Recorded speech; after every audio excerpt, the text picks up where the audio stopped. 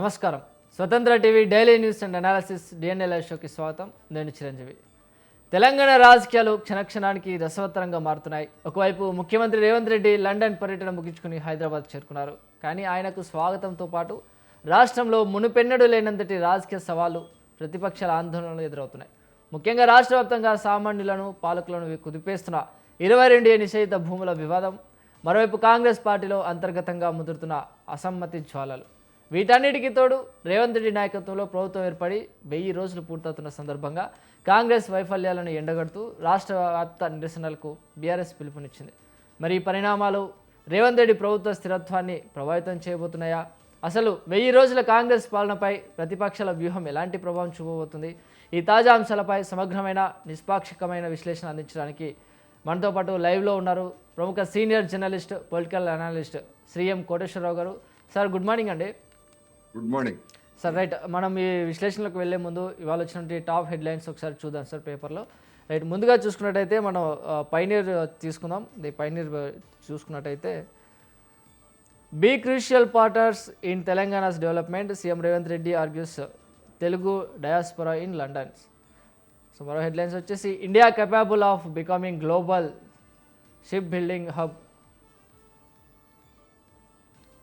So మరో headlines వచ్చేసి parliament's monsoon session avoids from closure. మరో headlines Konda Surekha's meets with Kharge sparks speculation. So ఇవి పైనీర్లో ఉన్నటువంటి ప్రధాన హెడ్లైన్స్.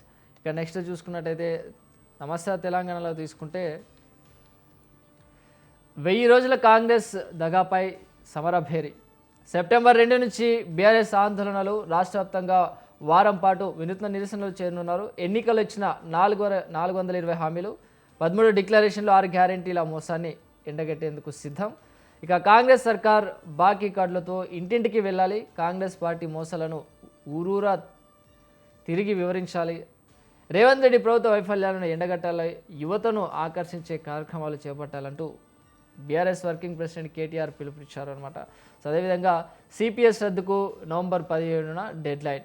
ఆ లోపు చేయకుంటే సామూహిక సెలవులు, జిల్లా కేంద్రాల్లో సామూహిక దీక్షలు చేపడతాం, సర్కార్కు సిపిఎస్సి యూనియన్ అల్టిమేటం, ఎల్బీ స్టేడియంలో సిబిఎస్ ఉద్యోగుల ఆందోళన. సివి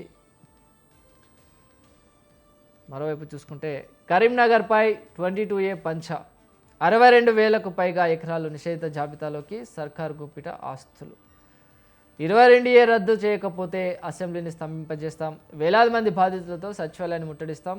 22A ప్రభావిత ప్రాంతాల్లో మాజీ మంత్రి హరీష్ రావు పర్యటన, మేడ్చల్ జిల్లా బోడుప్పలో నిషేధిత బాధితులకు భరోసా ఇచ్చడం జరిగింది. ఇక ఉమ్మడి జిల్లాలో చిచ్చు రేపిన 22A, నగరం నడిబొడ్డున ఇండ్లు, స్థలాలు, 20 ఊర్లలో 25,000 ఎకరాలు లాక్.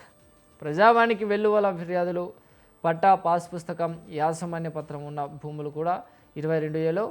నిలిచిన ఆస్తుల క్రయ విక్రయాలు, తీవ్ర అవస్థలు పడుతున్న ప్రజలు. ఎత్తివేతపై జిల్లాలకు రాని ఆదేశాలు, పొంతనలేని పొంగులేటి మాటలు. ఇక చేతులెత్తేస్తున్న రెవెన్యూ అధికారులు, నేడు బాధితులు కలెక్టరేట్కు ముట్టడి. ఇవి నమస్తే తెలంగాణలో ఉన్నటువంటివి. నెక్స్ట్ చూసుకున్నట్టయితే వెలుగు పేపర్లో చూసుకున్నట్టయితే రేపు వానలు, బంగాళాఖాతంలో అల్పపీడనం, 5 జిల్లాలకు ఎల్లో అలర్ట్, గంటకు 40 కిలోమీటర్ల వేగంతో ఎదురుగాలు వీచే అవకాశం ఉంది, ఎల్లుండి నుంచి తగ్గనున్న వర్షాలు. మరో హెడ్లైన్స్ ఆటో కార్మికుల సమ్మె విరమణ, కార్మిక సంఘాలతో ప్రభుత్వ చర్చలు సఫలం, వారి డిమాండ్ల పట్ల ప్రభుత్వం సానుకూలంగా ఉన్నట్టు మంత్రి పొన్నం ప్రభాకర్ చెప్పిన వ్యాఖ్యలు, ఆర్టీసీ పక్షాన ఈవీ ఆటోలు కొనే ప్రసక్తే లేదు, ఓలా, ఊబర్ మాదిరి ప్రభుత్వం తరపున యాప్, ఎల్లో నంబర్ ప్లేట్ ఉన్న 2 వీలర్లపైనే ప్రయాణికులను తీసుకెళ్లేలా నిర్ణయం తీసుకుంటాం. వచ్చే నెల 1న కార్మిక శాఖ, రవాణా శాఖ, ఆటో కార్మిక సంఘాలతో భేటీకి హామీ ఇవ్వడం జరిగింది. ఇక 12,000 సాయంపై సీఎంతో చర్చిస్తామని వెల్లడించడం జరిగింది. ఇటు చూసుకున్నట్టయితే హైదరాబాద్లో ట్రాఫిక్ టెర్రర్, రోడ్డెక్కితే టైం ఖతం, స్లో ట్రాఫిక్లో దేశం 4వ ప్లేస్. 10 కిలోమీటర్ల జర్నీకి 32 నిమిషాలు, కోటికి చేరువలో వాహనాలు, వెహికల్స్కు తగ్గట్టు పెరగని road network, Tom index shocking report. So ఇవి. మరోవైపు చూసుకున్నట్టయితే రాజకీయ కోణంలోనే యూఎస్ టూర్కు అనుమతి ఇవ్వలే, కేంద్రంపై సీఎం రేవంత్ రెడ్డి ఫైర్, తనకు అండగా నిలిచిన కాంగ్రెస్ చీఫ్ ఖర్గేకు థ్యాంక్స్, లండన్ పర్యటన విజయవంతం, రాష్ట్రానికి వచ్చాక అన్ని అంశాలు మాట్లాడుతున్నట్టు ఎక్స్లో పోస్ట్ చేయడం జరిగింది.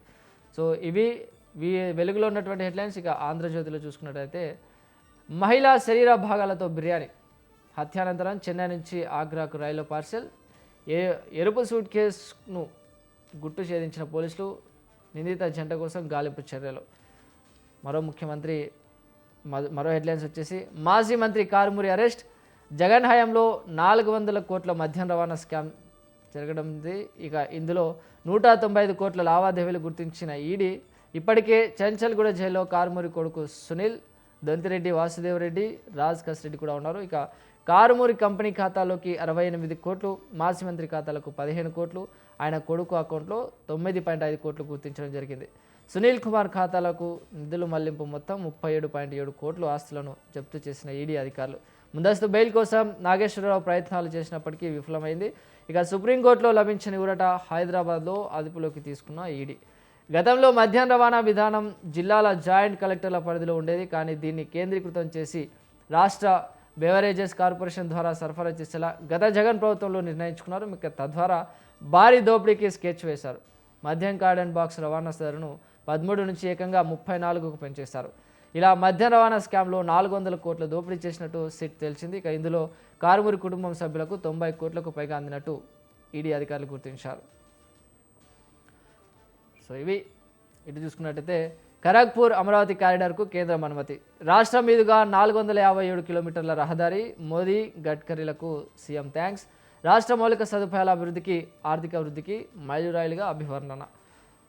ఇవి ఆంధ్రజ్యోతిలో ఉన్నటువంటి హెడ్లైన్స్. నెక్స్ట్ సాక్షికి వెళ్ళిపోదాం. సాక్షిలో చూసుకున్నట్టయితే రాష్ట్రమంతా గంజాయి ఊడలు, కుప్పంలో గుప్పు, స్వయంగా సీఎం చంద్రబాబు సొంత జిల్లాలో మత్తు మందుల దందా. పీజీఆర్ఎస్ కలెక్టర్లకు ఫిర్యాదు చేసిన టీడీపీ నేతలు 2 నెలల్లో గంజాయి రహిత రాష్ట్రంగా చేస్తామని ఎన్నికల్లో ప్రకటించిన 2 ఏళ్ల పాలనలో దందాకు గేట్వేగా మార్చేసిన చంద్రబాబు సర్కార్. ఇక ఇటు చూసుకున్నట్టయితే బడులు ఖాళీ అవుతున్న బాబు అబద్ధాలు, 1.10 లక్షల చేరికలు ఎక్కడ, 5.56 లక్షల మంచి తగ్గడమే నిజం. కేంద్ర విద్యాశాఖకు చెందిన యూడెస్ గణాంకాలే తేల్చేశాయి. ఇక 2023-2024లో ప్రభుత్వ పాఠశాలల విద్యార్థుల సంఖ్య 40.50 లక్షలు. ఇక 2025-26లో ఆ సంఖ్య 34.93 లక్షలకు పడిపోయిందంటూ జగన్ చేసిన వ్యాఖ్యలు. సో ఇవి ఇవాళ ఉన్నటువంటి ప్రధాన మీడియాలో ఉన్నటువంటి ప్రధాన వార్తాపత్రికల్లో ఉన్నటువంటి హెడ్లైన్స్. వీటి గురించి మనం విశ్లేషణ తెలుసుకోవడానికి మనం కోటేశ్వరరావు గారి దగ్గర అడిగి వీటి గురించి విశ్లేషణ తెలుసుకుందాం. సార్ కోటేశ్వరరావు గారు, సార్ ముందుగా మనం చూసుకున్నట్టయితే తెలంగాణకు సంబంధించి 22A భూముల రగడ ఇప్పుడు చాలా ఇదిగా మారుతుంది. సీఎం రేవంత్ రెడ్డికి తక్షణ పరీక్ష అన్నట్టు చెప్పుకోవచ్చు. భూభారతి పోర్టల్ అప్డేట్ వల్ల వేలాది ఎకరాల ప్రైవేట్ భూములు 22A నిషేధిత జాబితాలోకి చేరడంపై ప్రజల్లో తీవ్ర ఆందోళన వ్యక్తమవుతుంది.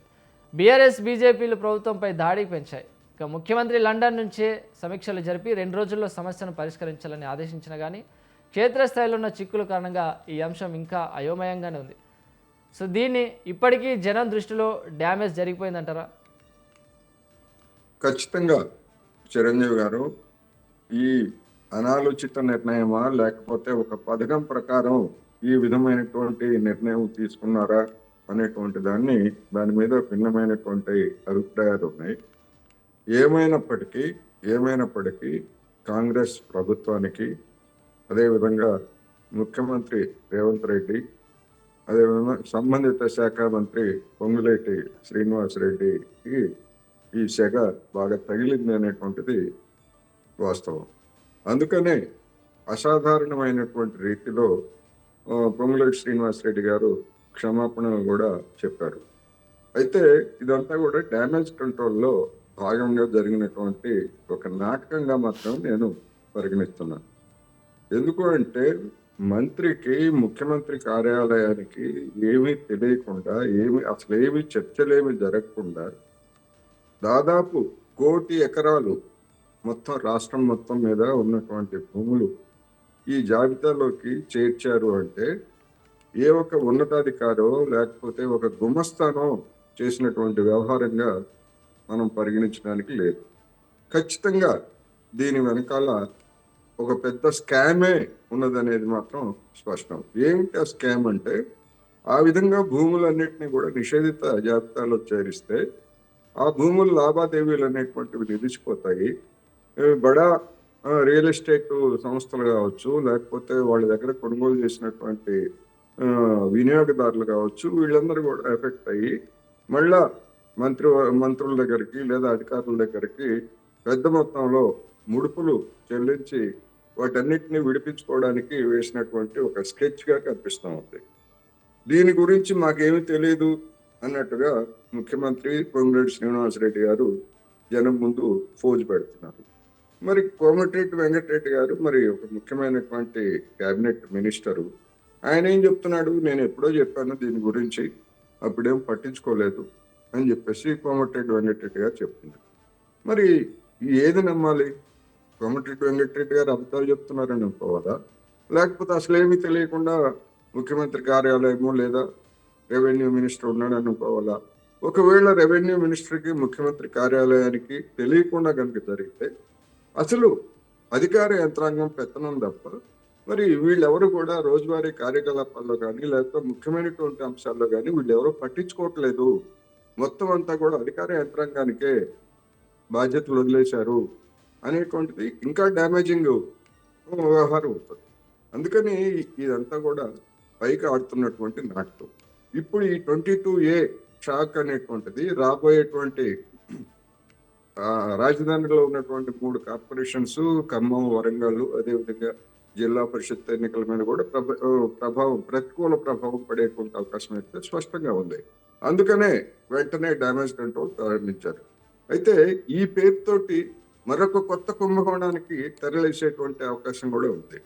నిజంగా 22A అనేటువంటిది ఆ నిబంధన లేదా ఆ క్లాజ్ అనేటువంటిది దాన్ని రద్దు చేయడానికి ప్రభుత్వానికి లేదు. ఆ జాబితాలో చేర్చినటువంటి భూముల్ని ఉంచడం లేకపోతే తొలగించడం అనేటువంటిది మాత్రమే చేయగలరు. ఎందుకంటే ఆ 22A నిబంధన అనేటువంటిది ప్రభుత్వ భూముల్ని, అదేవిధంగా స్థానిక సంస్థలకు చెందినటువంటి గ్రామాలు కావచ్చు, పట్టణాలు కావచ్చు, ఆయా ప్రాంతాల్లో ఉన్నటువంటి భూములను రక్షించడానికి పెట్టినటువంటి ఒక ఏర్పాటు. ఆ ఏర్పాటును అయితే వీళ్ళేమి తొలగించలేరు. అందుకని భూభారత్ని అప్డేట్ చేసినా లేకపోతే ఇంకోటి చేసినా కానీ మనం ఫీడ్ చేసేటువంటి దాన్ని బట్టే ఉంటుంది తప్ప భూభారత్ తనంతట తాను ఈ నిషేధిత జాబితాల్లోకి ఫలానా భూములన్నీ ఉన్నాయని దాన్ని అంతటికీ అది పెట్టదు కదా. అందుకని ఇదంతా ఒకటి ట్రాష్. ఇప్పుడు జరగబోయేది ఏమిటి అంటే నా అభిప్రాయం ప్రకారం ఈ 22A ఎత్తివేసేటువంటి పేరుతోటి ఇప్పటికే అక్రమంగా ప్రభుత్వ భూముల్ని లేకపోతే ఇతర స్థానిక సంస్థలకు పొందినటువంటి భూముల్ని లేకపోతే అటవీ భూముల్ని ఇట్లాంటి వాటన్నిటినీ కొట్టేసినటువంటి వాళ్ళు, ఆల్రెడీ దానిలో నిర్మాణాలు చేసినటువంటి వాళ్ళందరినీ కూడా క్రమబద్ధీకరించేటువంటి స్కామ్ కూడా జరిగేటువంటి అవకాశం ఉంది. ఎందుకంటే ఒక తప్పిదాన్ని సరిదిద్దే పేరుతోటి మరొక స్కామ్, లాభదాయకమైనటువంటి స్కామ్, అది మామూలు స్కామ్ కాదు. ఎందుకంటే అటువంటి వాటన్నింటినీ మేము చేస్తామంటే వాళ్ళు కూడా డబ్బులు ఇస్తారు. ఇప్పుడు ఎట్లాగైతే డబ్బులు ఇవ్వడానికి ఈ జాబితాలో చేర్చామన్నారో, జాబితా నుంచి తొలగించడానికి కూడా డబ్బులు ఇచ్చేటువంటి మార్గం అది. అంటే 2 అంచుల పదును కలిగినటువంటి కత్తి లాంటిది ఈ 22A అనే జాబితా. అందువల్ల రాబోయే రోజుల్లో మరి అటొక కుంభకోణానికి తెరలేపేటువంటి అవకాశం కూడా ఉంది కనుక నిజానికి పారదర్శకతను పాటించాలంటే ఏ భూముల్ని ఏ కారణంతో నిషేధిత జాబితాలో పెట్టారు, అదే ఏ కారణాలతోటి మళ్ళీ వాటిని నిషేధిత జాబితా నుంచి తొలగించారు అనేటువంటి దాన్ని కూడా పబ్లిక్ డొమైన్లో పెట్టాలి. ఎందుకని అవేమి దేశ రక్షణకు సంబంధించినటువంటి విషయాలు కాదు, లేకపోతే రహస్యాలకు సంబంధించినటువంటి విషయాలు కాదు. అందుకని ప్రభుత్వ పారదర్శకతను నిరూపించుకోవాలంటే దీనికి సంబంధించినటువంటి ప్రతి గజం స్థలం జాబితాలో పెట్టినా లేకపోతే జాబితా నుంచి తొలగించినా దానికి రీజన్, ఎందుకు పెట్టారో రీజన్ రాయాలి, ఎందుకు తొలగించారో కూడా రీజన్ రాయాలి. అప్పుడే రెవెన్యూ శాఖ, రెవెన్యూ మంత్రి, ముఖ్యమంత్రి కార్యాలయం వీళ్ళ యొక్క నిజాయితీ నిబద్ధతల్ని జనం నమ్ముతారు తప్ప లేకపోతే మరొకటి కాదు అని చెప్పొచ్చు. సరే, అదేవిధంగా ఇప్పుడు మనకి బీఆర్ఎస్, బీజేపీలు 22 అంశాన్ని మరియు అమెరికా పర్యటన రద్దును అస్త్రాలుగా చేసుకుని ఉమ్మడిగా దాడి ప్రారంభించాయి. ఎప్పుడు రేవంత్ రెడ్డి లండన్ పర్యటనలో ఉన్నప్పుడే. సో మరి ఇది రాబోయే రోజుల్లో ఎలాంటి ప్రభావం చూపుతుందంటారు?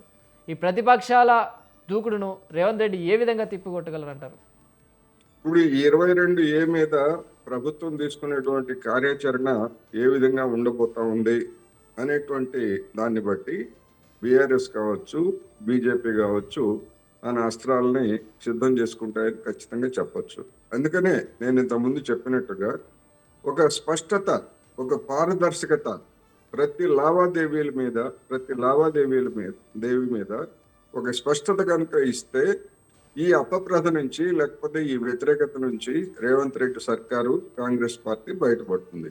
లేకపోయేట్లయితే మరొక కుంభకోణానికి కనుక దారి తీసేట్లయితే అది కూడా బీఆర్ఎస్, బీజేపీలకు అస్త్రాలుగా మారేటువంటి అవకాశం ఉంది. అందువలన ఇప్పుడు కాంగ్రెస్ పార్టీ ఒక విధంగా చెప్పాలంటే రాష్ట్ర ప్రభుత్వం కూడా ఒక ఇరకాటమైనటువంటి స్థితిలో ఉన్నాయి. దాని యొక్క విశ్వసనీయతను ప్రశ్నించేటువంటి స్థితికి స్వయంగా అదే నెట్టుకుంది. అందువలన ఇది స్వయంకృతం.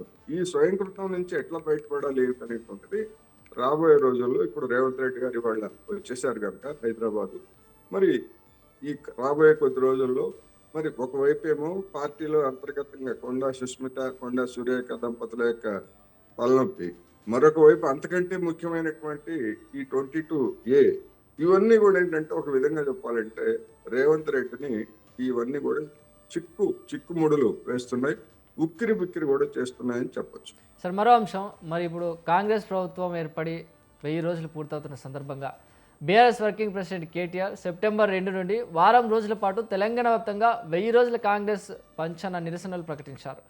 ప్రతి గ్రామంలోనూ బాకీ కార్డులు పంపిణీ చేయనున్నారు. ఇక 12,000 కోట్ల ఫీజు రియంబర్స్మెంట్ బకాయిలపై విద్యార్థినులను సమీకరించే వ్యూహాన్ని కూడా కేటీఆర్ తెరపైకి తెచ్చారు. మరి దీన్ని ఎలా చూడవచ్చు అంటారు? కొన్ని అంశాలు ఇందులో జనాన్ని ఆకర్షించేవి కూడా ఉన్నాయని చెప్పొచ్చు.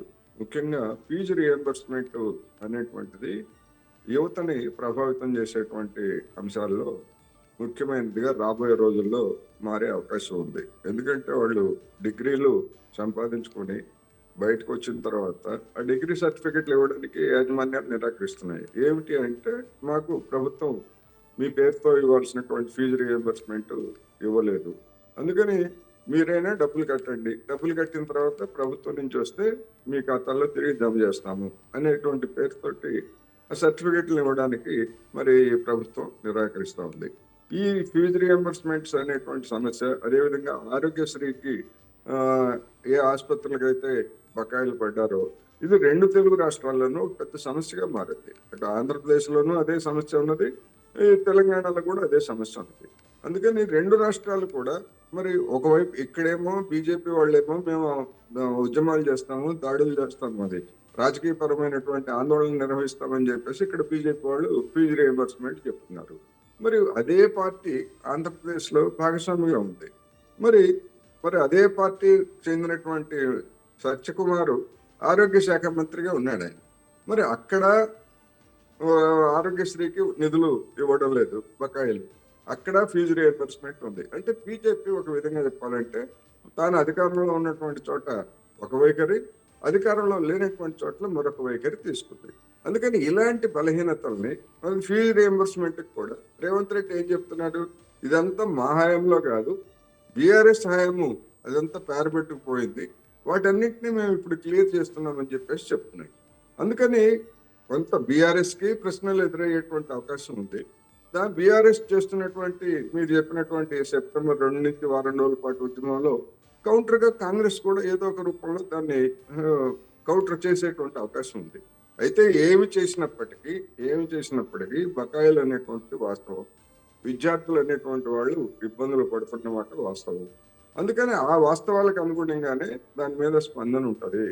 అయితే ఇదేదో నీట్ పేపర్ లీక్ లాగా లేకపోతే ఇంకో దాని మీద వచ్చినటువంటి ఉద్యమం లాగా ఇది వస్తుందా రాదా అనేటువంటి దాన్ని మనం అప్పుడే చెప్పలేం. కానీ ఒక విధమైనటువంటి అసంతృప్తి అనేటువంటిది కనుక తలెత్తితే అది సైలెంట్గా రాబోయేటువంటి రోజుల్లో కాంగ్రెస్ పార్టీని దెబ్బతీసేటువంటి అవకాశాలు కూడా ఉన్నాయి అని చెప్పొచ్చు. ఇప్పుడు ప్రతి గ్రామంలోనూ కాంగ్రెస్ వైఫల్యాలను ఎండగడుతూ బాకీ కార్డులు పంపిణీ చేయాలనే ఈ బీఆర్ఎస్ వ్యూహం గతంలో కాంగ్రెస్ అధికారంలోకి రావడానికి ఉపయోగించిన గ్యారంటీ కార్డుల వ్యూహానికి సరైన కౌంటర్ అని చెప్పొచ్చా? అట్లా అని చెప్పలేము. ఎందుకంటే బాకీ కార్డులు మరి మీరు పెట్టినటువంటి బాకీల సంగతి ఏంటి, మీరు చేసినటువంటి రాష్ట్రానికి చేసినటువంటి బాకీల సంగతి ఏంటి, రికార్డు స్థాయిలో అప్పులు చేశాడు కదా. మరి ఆ బాకీలు తీర్చడానికే మేము మళ్ళా కొత్త అప్పులు చేయాల్సి వస్తా ఉంది, మా తాట తెగుతా ఉందని చెప్పేసి రేవంత్ రెడ్డి చెప్తున్నారు. అందుకే చెప్తున్నాను, ఇప్పుడు బీఆర్ఎస్ పార్టీ ఏదైతే ఆందోళన దిగడానికి నిర్ణయించుకుందో దానికి కౌంటర్గా కాంగ్రెస్ కూడా డెఫినెట్ గా ఏదో ఒక రూపంలో దానికి కౌంటర్ ఇస్తుంది. అందుకని నా అభిప్రాయం ఏంటంటే చర్చ జరగాలి. బీఆర్ఎస్ చెప్తున్నది ఏమిటి, కాంగ్రెస్ చెప్తున్నది ఏమిటి అనేటువంటిది చర్చ జరగాలి. ఆ చర్చ అనేటువంటిది జనంలో ఎంత లోతుగా వెళ్తే మన ప్రజాస్వామ్యానికి లేదా తెలంగాణ రాష్ట్రానికి కూడా అంతగా ఉపయోగపడుతుంది. ఎవరి బండారం ఏమిటనేటువంటిది బయటపడుతుంది. అందుకని ఖచ్చితంగా చర్చ జరగనివ్వండి. కాంగ్రెస్ కౌంటర్గా ఏమొస్తుంది ఏమిటి అనేటువంటిది మనం చూసినప్పుడు దాని గురించి మరోసారి మాట్లాడుకోవచ్చు. సో అయితే ఇప్పుడు మరో అంశం సార్, హస్తం పార్టీలో అంతర్గత కలహాలు రేగుతున్నాయి. అంటే ఒరిజినల్ వర్సెస్ వలస నాయకుల ఘర్షణ. మంత్రి కొండా సురేఖ ఎపిసోడ్ కాంగ్రెస్లో వేడి పుట్టిస్తున్నాయి. అంటే ముఖ్యంగా కొండా సురేఖ గారు బెంగళూరులో కాంగ్రెస్ ప్రెసిడెంట్ మల్లికార్జున ఖర్గే గారితో భేటీ అయినట్లు కూడా వార్తలు వచ్చాయి. మరి ఆ పరిణామం దేనికి దారి తీయొచ్చు అంటారు? రేవంత్ రెడ్డి క్యాబినెట్ విస్తరణ ద్వారా ఈ అసమ్మతిని చల్లారుస్తారా, లేక ఇది మరిన్ని గ్రూప్ రాజకీయాలకు దారితీస్తుందంటారా? ఒరిజినల్ కాంగ్రెస్ లేకపోతే బయట నుంచి వచ్చినటువంటి వాళ్ళు అనేటువంటిది బయటికి చెప్పుకోవడానికి బాగానే ఉంటది, కానీ ఇప్పుడు రేవంత్ రెడ్డి మీద అదేవిధంగా కాంగ్రెస్ మీద ధ్వజమెత్తినటువంటి కొండా సురేఖ కుటుంబం ఒరిజినల్ కాంగ్రెస్. ఆమె బీఆర్ఎస్ లో చేరారు, వైసీపీలో చేరారు, అంతకుముందు కాంగ్రెస్ లో ఉన్నారు. ఆ దుకాణాలన్నీ తిరిగిన తర్వాత మళ్ళా కాంగ్రెస్ దుకాణానికి ఆమె వచ్చారు. మరి ఆయన ఒరిజినల్ అని ఎట్లా చెప్పుకుంటారు ఒరిజినల్ అని? అదేవిధంగా మన ఈ రాజగోపాల్ రెడ్డి, కోమటిరెడ్డి రాజగోపాల్ రెడ్డి, ఆయన ఒరిజినల్ కాంగ్రెస్ అని ఎట్లా చెప్పుకుంటారు? అదేవిధంగా ఇప్పుడు వనపర్తిలో మేఘారెడ్డి, ఆయన బీఆర్ఎస్ నుంచి వచ్చి కాంగ్రెస్ లో చేరి సీటు తెచ్చుకొని గెలుచుకున్నటువంటి ఎమ్మెల్యే. అందుకని ఇవన్నీ కూడా ఏంటంటే ఎవరికి అనుకూలమైనటువంటి వాదనతో వాళ్ళు చేసేటువంటి రచ్చ తప్ప ఒరిజినల్ కాంగ్రెస్ లేకపోతే ఇంకోటి లేదా పచ్చ కాంగ్రెస్ లేకపోతే ఇంకోటి అటువంటి ఏమీ ఉండవు. ఎక్కడ అధికారం ఉంటే అక్కడ జనం చేరేటువంటి ఈ పరిస్థితుల్లో ఇతర పార్టీల నుంచి ఈవెన్ బీజేపీ నాయకులు రామచంద్రరావు గారు ఏం చెప్పారు? ఇతర పార్టీల నుంచి వచ్చేటువంటి నాయకులందరినీ మేము చేర్చుకుంటామని చెప్పారు. మరి అది బీజేపీకి కూడా ఆ జబ్బు అంటుకుంది కదా, ఆ వైరస్ చూస్తున్నాం కదా మనం. ఈటెల రాజేందర్ మరి బీఆర్ఎస్ నుంచి వచ్చినటువంటి నాయకుడు, మరి ఆయనకి ఆల్రెడీ అంతకుముందు ఉన్నటువంటి ఎప్పటి నుంచో ఉన్నటువంటి బండి సంజయ్కి మరి పొసగట్లేదు. అది అందరికీ తెలిసినటువంటి రహస్యం. అధిష్టాన వర్గమే కూర్చోబెట్టి వాళ్ళిద్దరికి ఫోటో సెక్షన్ పెట్టి వీళ్ళిద్దరిని కలిసిపోయారని చెప్పేసి చెప్పాల్సి వచ్చింది. అయినా కానీ ఆ తర్వాత జరిగింది ఏమిటి? వీళ్ళిద్దరు ఇంకా పైకి అట్లా ఉన్నారు, కానీ వీళ్ళిద్దరు కొట్టుకుంటూనే ఉన్నారు. అందుకని బీజేపీ జాతీయ కార్యవర్గంలో అసలు తెలంగాణకి ప్రస్తుతానికి ఎవరికి ప్రాతినిధ్యం ఇవ్వచ్చు, ఎవరికి ప్రాతినిధ్యం ఇస్తే రెండో వాళ్ళు ఎఫెక్ట్ అయ్యేటువంటి అవకాశం ఉందని చెప్పేసి అసలు ఎవరికి ప్రాతినిధ్యం ఇవ్వకుండా చేసింది కదా బీజేపీ. అందుకని ప్రతి పార్టీలో ఈ విధమైనటువంటి కుటుంబ కలహాలు లేకపోతే కుమ్ములాట్లు అనేటువంటివి ఉన్నటువంటి నేపథ్యంలో ఇప్పుడు కొండా సురేఖ ఆమె ఏమంటుంది? నా కూతురు చేసినటువంటి వ్యాఖ్యలకి నాకెట్లా వర్తింపజేస్తారని చెప్పేసి అంటారు. ఓకే, మరి నీ కూతురు నీ ఇంట్లో ఉంటూ గతంలో ఓఎస్టీ వ్యవహారంలో పోలీసులు వచ్చినప్పుడు ఇష్టం వచ్చినప్పుడు మాట్లాడినప్పుడు మరి మీరందరూ ఎందుకు వెళ్ళి రేవంత్ రెడ్డికి లేదా కాంగ్రెస్ అధిష్టాన వర్గానికి క్షమాపణ చెప్పారు? అప్పుడు మా ఇంట్లో ఉండి ఆమె మాట్లాడింది కనుక మేము అట్లా చెప్పాము అని చెప్పుకోవచ్చు. ఇప్పుడు మరి ఆమె ఇంట్లో ఉండి కాకుండా మరి బయట నుంచి మాట్లాడింది కనుక అన్నారు. పోనీ ఆమె మాట్లాడినటువంటి దాని మీద మిగతా కాంగ్రెస్ నేతలందరూ ఖండిస్తున్నారు. మరి మీరు ఖండిస్తారా లేదా? మీరు విమర్శిస్తారా లేదా? ఆమెకి మీకేం సంబంధం లేదంటున్నారు. ఓకే, మీరు విమర్శిస్తారా లేదా అంటే కొండ దంపతుల నుంచి సురేఖ దంపతుల నుంచి ఎలాంటి స్పందన లేదు. కానీ ఇవన్నీ కూడా రాజకీయాలు. రాబోయేటువంటి రోజుల్లో వీళ్ళని ఏం చేస్తారు అనేటువంటిది ఒక ప్రశ్న అయితే మనం ఒకటి మాత్రం చెప్పుకోవచ్చు.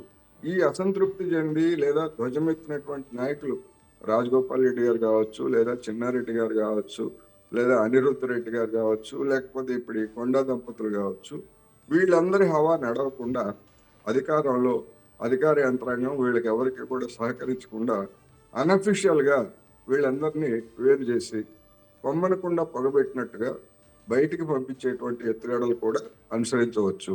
అలా కాకపోయేట్లయితే రాజీ పడి రాజీ పడి చేస్తారు. ఎంతకాలం రాజీ పడతారు అనేటువంటిది కూడా పెద్ద ప్రశ్న. Right sir, thank you Koteswara garu, thank you so much. Telangana రాజకీయాల్లో 22A భూముల వివాదం ఎలాంటి చట్టపరమైన రాజకీయ చిక్కులను తెచ్చిపెట్టింది, అలాగే కేటీఆర్ ప్రకటించిన 1000 రోజుల నిరసనలు వెనుకున్న బీఆర్ఎస్ మైలేజ్ వ్యూహాలను చాలా చక్కగా వివరించారు మాకు, మా ప్రేక్షకులకు. Thank you so much. So ఇది ఈనాటి స్వతంత్ర TV daily news and analysis TV live show. తాజా రాజకీయ అప్డేట్స్ కోసం చూస్తూనే ఉండండి స్వతంత్ర.